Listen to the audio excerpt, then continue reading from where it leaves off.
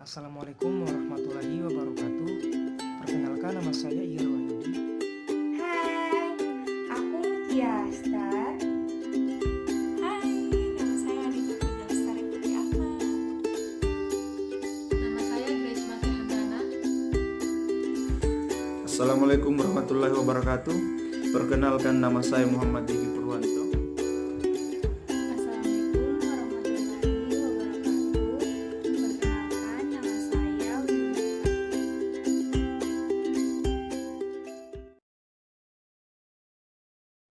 Tantangan dan strategi pembangunan ekonomi kawasan timur Indonesia dan ekspor mineral terhadap ekonomi kawasan timur Indonesia.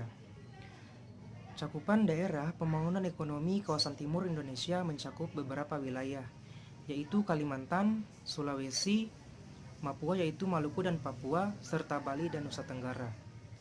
Adanya kesenjangan atau ketertinggalan pembangunan wilayah, pulau dan provinsi di kawasan timur Indonesia bila dibandingkan dengan kawasan barat Indonesia selama ini. Dan banyak pihak yang telah sepakat bahwa hal ini disebabkan karena beberapa faktor, antara lain yang pertama yaitu adanya akumulasi masalah atau kepentingan politik praktis pemerintah di tingkat pusat maupun daerah. Yang kedua yaitu diperkuat oleh adanya perbedaan pada karakteristik fisik wilayah, kualitas dan kuantitas pada sumber daya manusia atau SDM-nya. Juga dipengaruhi oleh kekurang lengkapan pada sarana dan prasarana maupun infrastruktur di kawasan timur Indonesia. Akibatnya, kondisi ini berdampak pada kebijaksanaan pembangunan antar kawasan di Indonesia menjadi timpang atau tidak adil. Dan untuk meningkatkan efektivitas dan produktivitas perekonomian nasional secara adil dan berkelanjutan, maka kebijaksanaan pembangunan ekonomi di kawasan timur Indonesia perlu segera diintensifkan atau ditingkatkan, mengingat lebih dari 60% sumber daya alam nasional, terutama pada sektor agro atau pertanian, berada di kawasan timur Indonesia. Di samping itu juga karena posisi strategis geografisnya yang telah memberi peluang besar terutama dalam aspek perdagangan internasional untuk sektor-sektor unggulan tersebut ke beberapa negara besar di dunia.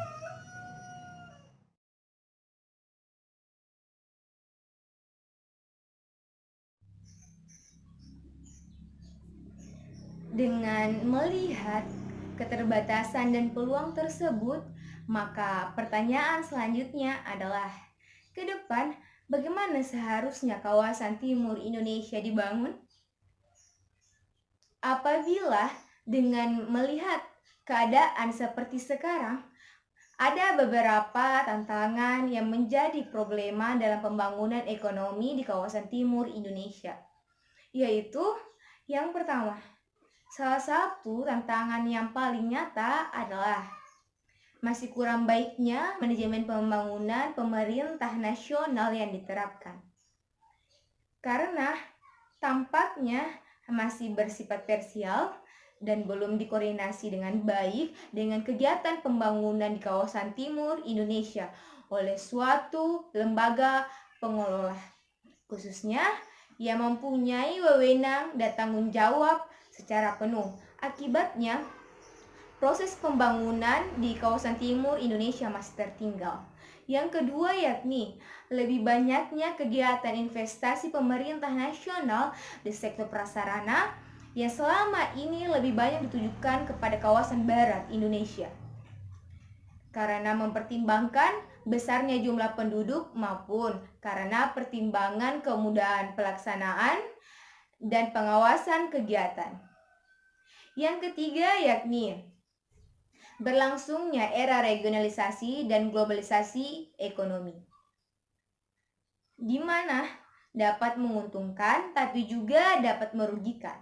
Dapat menguntungkan jika dapat memberikan stimulasi ekonomi yang positif bagi kegiatan-kegiatan ekonomi produktif di masing-masing wilayah kawasan timur Indonesia. Tapi di lain pihak dapat merugikan jika menimbulkan penghisapan sumber daya ekonomi domestik dan daerah yang dapat merugikan kegiatan pembangunan dalam negeri umumnya dan kawasan timur Indonesia khususnya. Baiklah, selanjutnya saya serahkan ke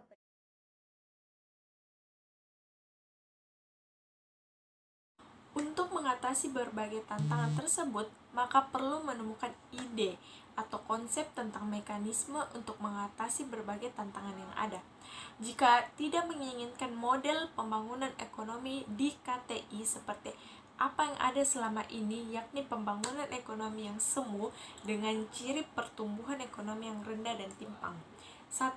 Tetap berusaha menerapkan strategi pembangunan ekonomi kontemporer yang ditekankan pada result basic strategi, yakni strategi pembangunan yang menekankan pada pemberdayaan dan pengembangan sumber daya lokal, dengan menekankan pada pembangunan dan pengembangan komoditas unggul daerah sesuai ketersediaan sumber daya atau SDM.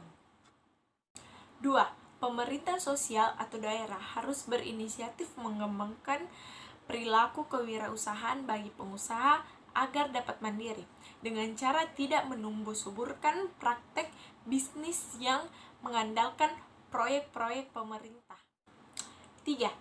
Pembenahan dalam kaitannya dengan peranan lembaga keuangan dan perbankan, seperti dengan adanya UU otonomi daerah, maka sektor perbankan yang ada di daerah KTI masing-masing dapat melakukan beberapa penyesuaian kebijakan baik dengan kepentingan internal perbankan sendiri maupun dengan kepentingan ekonomi makro.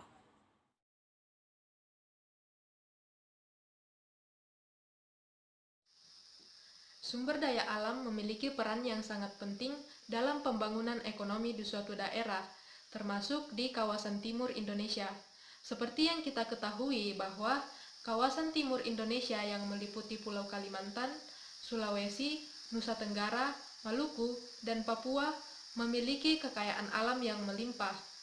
Kekayaan alam tersebut diantaranya adalah hasil tambang, hasil hutan, hasil perkebunan, rempah-rempah, dan masih banyak lainnya. Bahkan, kekayaan alam di kawasan timur Indonesia lebih banyak dibanding kekayaan alam di kawasan barat Indonesia.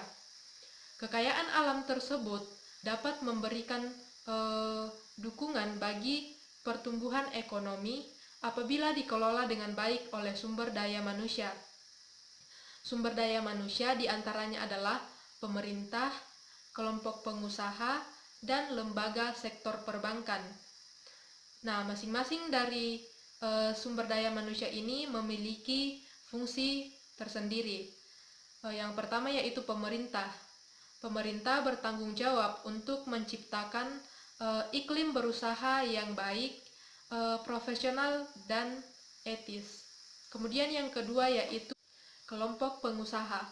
Kelompok pengusaha harus melakukan penyesuaian perilaku-perilaku berusaha sesuai dengan perubahan yang terjadi.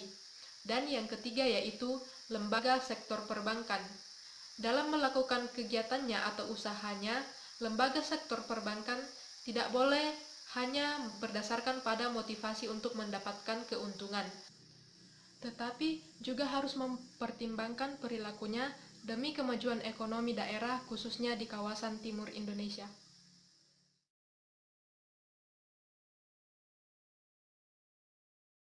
Dalam memajukan perekonomian di kawasan timur Indonesia, sektor pertambangan turut memberikan kontribusi yang cukup signifikan. Dengan melimpahnya hasil bumi di kawasan timur Indonesia memberikan pemasukan dan peningkatan pada perekonomian nasional maupun perekonomian di kawasan timur Indonesia. Banyaknya komoditas mineral yang diekspos, keberadaannya seperti konsentrat besi, timbal, seng, mangan, lumpur, anoda, nikel, dan tembaga. Hasil-hasil bumi tersebut kemudian diekspor ke berbagai belahan dunia untuk memenuhi pasar global dan menjadi pemasukan bagi negara. Dampak dari pengeksporan terhadap ekonomi nasional pun cukup tinggi. Antara lain, yang pertama, memberikan pemasukan bagi negara untuk meningkatkan pembangunan nasional dan khususnya di kawasan timur Indonesia. Berdirinya sektor-sektor perusahaan tambang memberikan kontribusi dan peluang kerja bagi masyarakat lokal maupun nasional yang ahli dalam bidang tersebut dan profesional dalam bidang tersebut untuk bekerja dan memperbaiki taraf hidupnya.